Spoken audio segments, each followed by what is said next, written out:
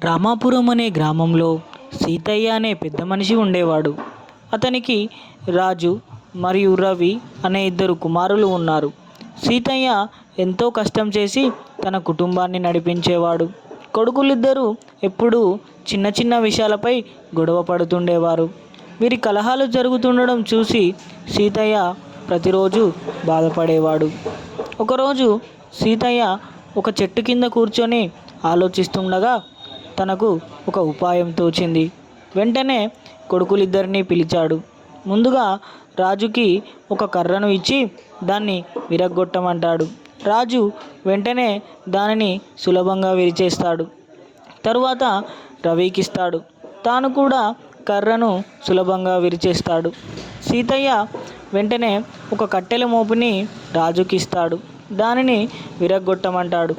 రాజు ఎంత ప్రయత్నించినా దాన్ని విరగ్గొట్టలేకపోతాడు. తర్వాత రవికి ఇస్తాడు. రవి కూడా దాన్ని విరగ్గొట్టలేకపోతాడు. అప్పుడు సీతయ్య, మీరిద్దరు కూడా విడిపోతే బలహీనంగా ఉంటారు. కలిసికట్టుగా ఉంటే ఒకరికొకరు తోడుగా ఉండి బలంగా ఉంటారు అని చెప్పాడు. తండ్రి చెప్పిన మాటలు రాజు, రవిల హృదయాలు తాకడంతో ఇద్దరు కౌగిలించుకొని ఇక నుండి వారిద్దరూ కలిసిమెలిసి ఉండాలని నిశ్చయించుకున్నారు. వారిద్దరూ కలవడంతో సీతయ్య ఎంతో సంతోషించాడు.